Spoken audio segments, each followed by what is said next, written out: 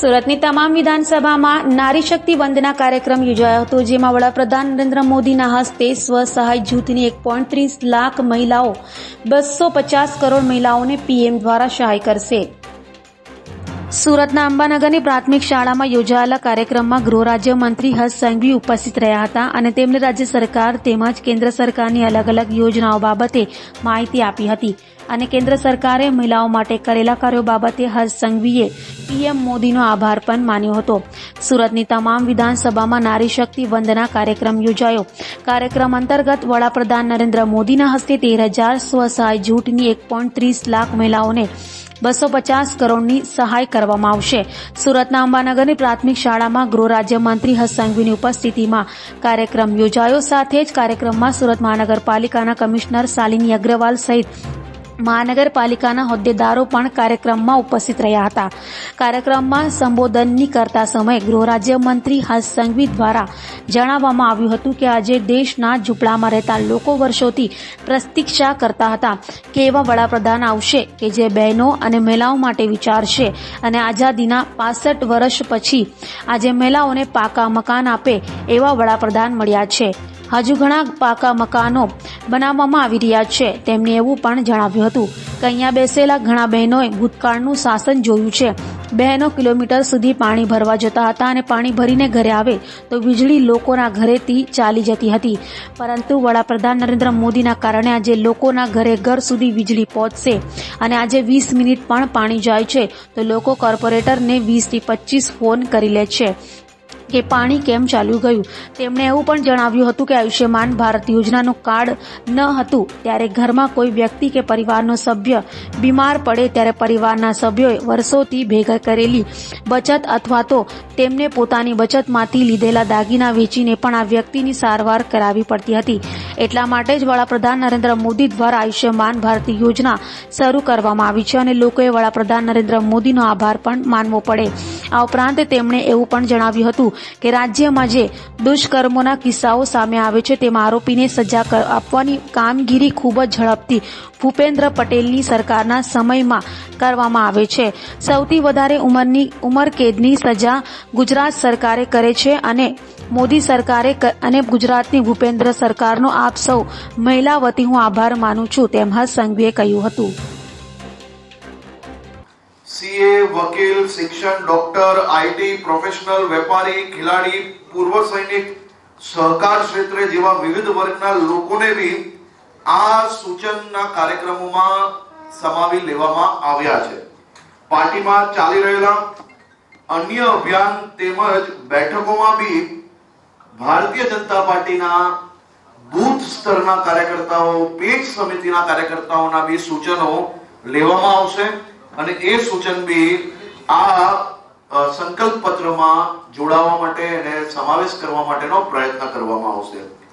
સૂચન સુઝાવો એકત્રિત કરવા ડિજિટલ માધ્યમનો બી આ વર્ષે વ્યાપક પ્રમાણમાં આપણે પ્રયોગ કરવાના છીએ।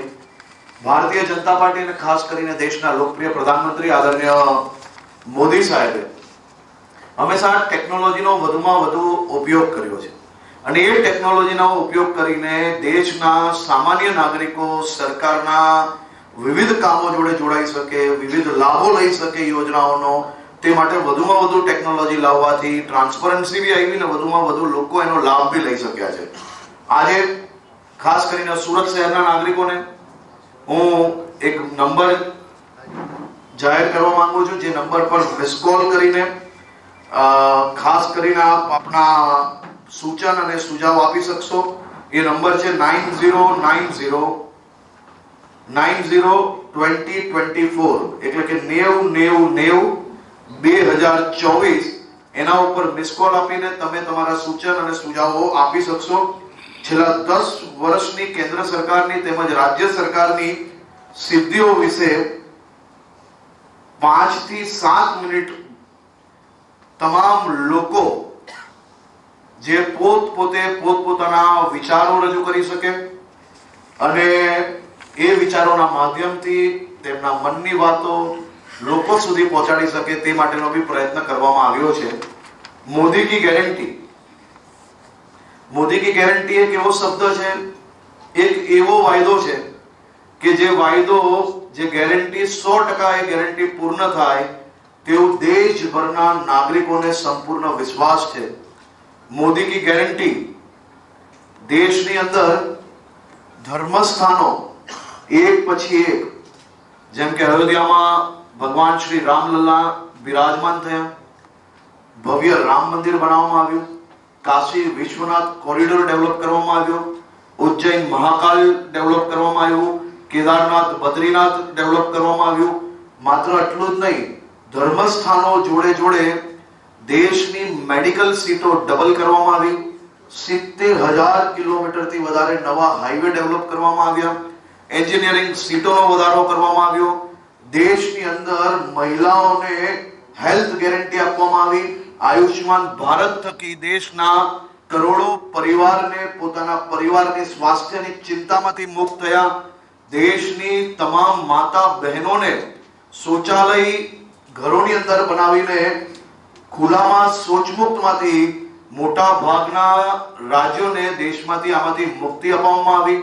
ઉજાલા યોજના, ઉજ્જવલા યોજના, આ બધી જ યોજનાઓના માધ્યમથી મારી દેશની માતા બહેનોને જે વર્ષો વર્ષ તક આઝાદીના વર્ષો વર્ષ વીત્યા પછીથી જે સુવિધાઓ મળવી જોઈતી હતી એ આઝાદીના 65 વર્ષ પછી દેશના એક એવા પ્રધાનમંત્રી શ્રીએ આ બધી જ માતાઓનું બહેનોનું સપનું સાકાર કર્યું. આઝાદીના લડવૈયાઓએ આઝાદી વખતે જે સપનું જોયેલું હતું એ સાકાર કરવામાં દેશના લોકપ્રિય પ્રધાનમંત્રી આદરણીય શ્રી મોદી સાહેબને ખૂબ મોટી સફળતા મળી.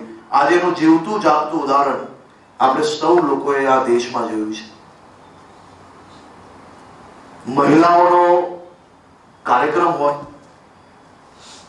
નારી શક્તિ વંદના કાર્યક્રમોનું આયોજન થાય અને એ કાર્યક્રમમાં રાજ્યની 182 વિધાનસભા પર આશરે 8 થી 10 લાખ બહેનો આદરણીય મોદીજીને આશીર્વાદ આપવા માટે આવે ને દેશભરમાં 85 લાખથી વધારે બહેનો આ કાર્યક્રમમાં જોડાય. આ દેશના ઇતિહાસમાં સાર્વજનિક જીવનનો સૌથી મોટો મહિલાઓનો કાર્યક્રમ આજે મોદીજીના માર્ગદર્શનમાં આયોજન કરવામાં આવ્યું અને નારી શક્તિને વંદના કરવાનો કાર્યક્રમમાં આજે ખાસ કરીને ગુજરાતની અંદર ખૂબ મોટી સંખ્યામાં બહેનો આ કાર્યક્રમમાં હાજર રહીને નારી શક્તિ વંદના કાર્યક્રમને ખૂબ મોટું સફળ બનાવ્યું. આ કાર્યક્રમ સફળ થયો અને સાથે સાથે દેશના ખૂણે ખૂણેથી અને ગુજરાતના ખૂણે ખૂણેથી મેં હું મોદી કા પરિવાર એના નારા ગુંજતા નજરે પડ્યા. ચારે તરફ આ નારા ચાલી રહ્યા હતા અને સુરત શહેરમાં બી આ કાર્યક્રમો ખૂબ મોટા પાયે આયોજન થયું છે. મારી આપ સૌ મીડિયા ચેનલોના માધ્યમથી રાજ્યના સૌ નાગરિકોને વિનંતી છે કે દેશમાં પહેલીવાર કોઈ પોલિટિકલ પાર્ટી